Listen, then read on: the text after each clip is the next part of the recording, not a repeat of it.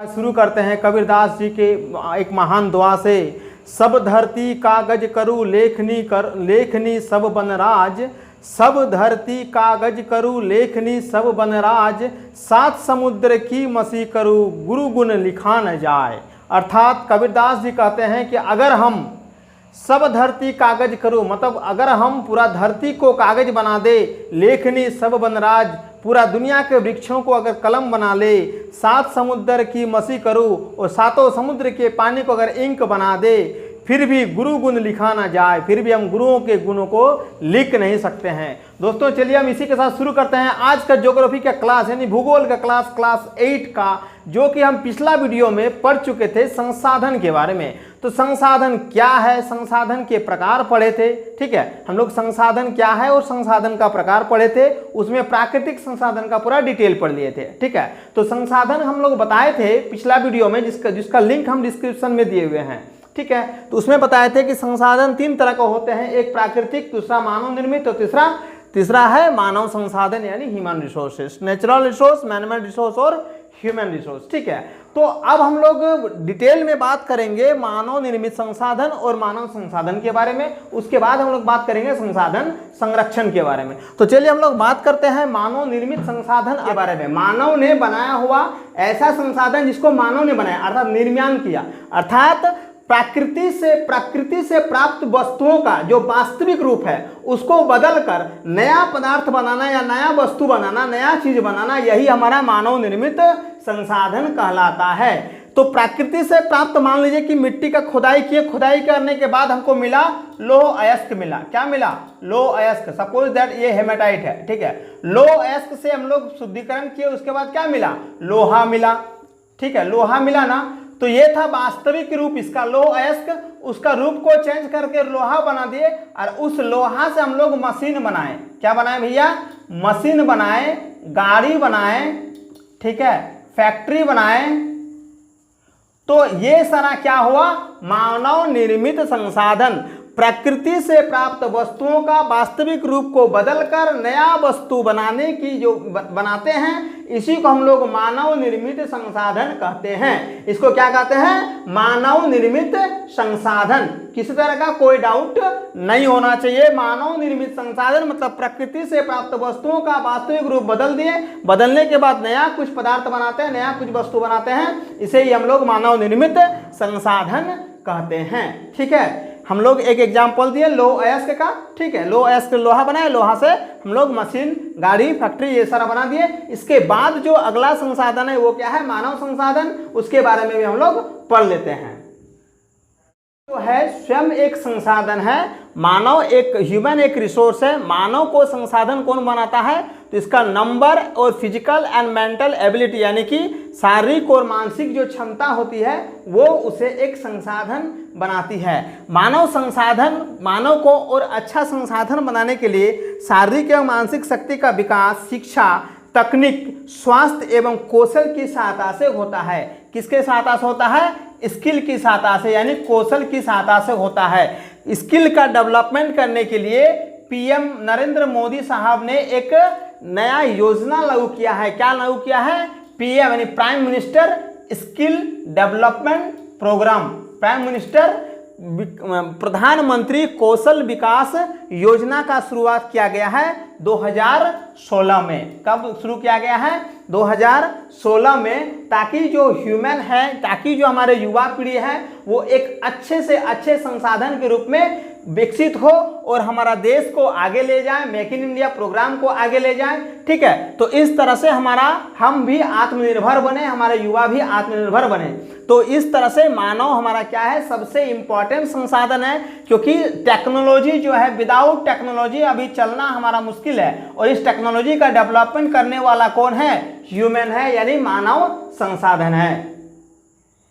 जो हम टॉपिक के बारे में बात करेंगे वो है मेरा संसाधन संरक्षण, यानी conservation of resources. By the word conservation means to conserve anything for the future is called conservation. तो कंजर्वेशन ऑफ रिसोर्सेज मतलब रिसोर्सेज का इस तरह से समझदारी पूर्वक यूज करना ताकि हमारा भविष्य की पीढ़ी के लिए भी वह सुरक्षित रह सके, उसी को हम लोग संसाधन का संरक्षण कहते हैं। अभी हम लोग कोयला हुआ, पेट्रोलियम या अन्य पदार्थ जिसका हम लोग यूज करते हैं, वो इतनी हम लोग व्यापक स्तर पर उसका दोहन कर रहे हैं कि हमको ऐसा डर लगता है कि आगे के लिए यानी फ्यूचर के लिए वो उसको बचा के रखना बहुत मुश्किल है। ठीक है, फ्यूचर के लिए वो बहुत मुश्किल है कि वो बचे। तो उसी के लिए हमारा संसाधन संरक्षण का एक मुहिम चला है ताकि भैया कि हम संसाधनों को उचित उपयोग से सही तरीके से उसका उपयोग करें ताकि आने वाला पीढ़ी भी उसका उपयोग करने के लिए लायक रहे, संसाधन बचा हुआ रहे। ठीक है, तो संसाधन संरक्षण में एक नया टॉपिक आता है सतत पोषणीय विकास। सतत पोषणीय विकास, सतत पोषणीय विकास। सतत पोषणीय विकास मतलब होता है सस्टेनेबल डेवलपमेंट। तो इस वर्ड से क्या होता है, विकास का मतलब हम लोग देखो संसाधन का जो भी यूज कर रहे हैं तो डेवलपमेंट के कारण टेक्नोलॉजी डेवलप हुआ जिसके कारण हम लोग कोई भी चीज़ को अच्छा तरह से बहुत ज़्यादा मात्रा में खुदाई कर पाते हैं, बहुत ज़्यादा मात्रा में बना पाते हैं, उसका यूज भी कर पाते हैं। ठीक है, तो विकास होने के कारण होता है। तो विकास ऐसा होना चाहिए कि संसाधन का समझदारी पूर्वक उपयोग करते हुए भविष्य के लिए, है ना, संसाधन में संतुलन बनाए रखना, उनके संतुलन बनाए रखना सतत पोषणीय विकास कहलाता है। संरक्षण का अर्थ यह नहीं कि आवश्यकता रहने पर भी उनका प्रयोग न कर बचाया जाए। ठीक है, संरक्षण का मतलब होता है कि उसका उपयोग करते हुए उसको बचाया जाए। जैसे कि हम लोग बिजली का उपयोग कर रहे हैं तो हमको जरूरत नहीं है तब भी हम बल्ब 4 को जला के रखे हुए हैं, लेकिन अगर हम उसमें उसका उपयोग को जितना जरूरत है उसका उपयोग करें, उसके बाद उसको ऑफ कर दे तो हमारा यहाँ एनर्जी का सेविंग हो सकता है क्या, नहीं हो सकता है। उसी तरह जितना कोयला का या जितना पेट्रोलियम का उचित मात्रा में यूज होना चाहिए उतना करना चाहिए। सपोज दैट कि अगर मान लीजिए कि पेट्रोलियम या पेट्रोल या डीजल हम कैसे बचा सकते हैं, अगर हम सब अपना अपना कार से, ठीक है, अपना कार से डेली जाएंगे, सभी ऑफिस जाएंगे या कहीं जाएंगे, तो उससे क्या होगा कि हर एक का क्या होगा, हर एक गाड़ी में मान लीजिए कि अगर 5 लीटर तेल जलता है तो अगर 50 आदमी है तो कितना जलेगा भैया, तो 5 × 5 = 25 यानी कि 250 लीटर पेट्रोल एक दिन में जलने वाला है। तो इसी 50 आदमी के लिए अगर एक बस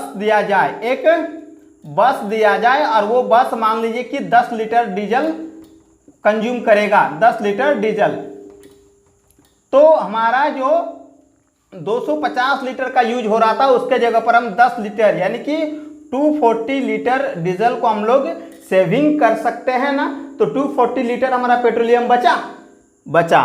तो इसी को हम लोग कहते हैं संरक्षण, मतलब उपयोग करते हुए उसको भविष्य के लिए सुरक्षित रखना, यानी उसका दुरुपयोग नहीं करना, उसी को हम लोग क्या कहते हैं, संसाधन का संरक्षण। और सतत पोषणीय विकास मतलब कि संसाधन को संरक्षण करते हुए विकास करना, यही होता है हमारा सतत पोषणीय विकास। तो सतत पोषणीय विकास के लक्ष्य को प्राप्त करने के लिए यूएनओ ने एक टारगेट लिया था। यूएनओ ने टारगेट लिया था 2030 तक हम सतत पोषणीय विकास को अचीव कर लेंगे।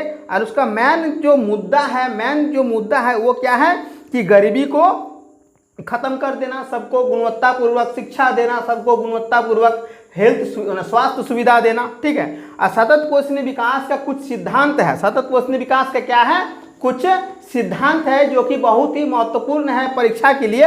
वो है पहला, मानव जीवन की गुणवत्ता में सुधार करना, पृथ्वी की जैव विविधता का संरक्षण करना, जैव विविधता का संरक्षण करना, प्राकृतिक संसाधनों का सदुपयोग हो, सांस्कृतिक विविधता भी संरक्षित रहे, संसाधनों का पुनः उपयोग नवीकरण हो, पर्यावरण के प्रति व्यक्तिगत व्यवहार और अभ्यास में परिवर्तन और समुदायों को अपने पर्यावरण की देखभाल करने योग्य बनाना। ये सारा हमारा सिद्धांत है सतत पोषणीय विकास का।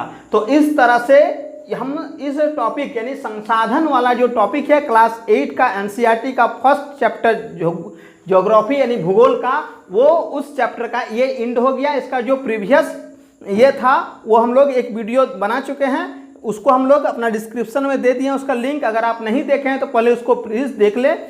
और हमारा चैनल सम क्लासेस को सब्सक्राइब करना ना भूलें तथा इस वीडियो को लाइक शेयर जरूर करें। थैंक यू, धन्यवाद, जय हिंद।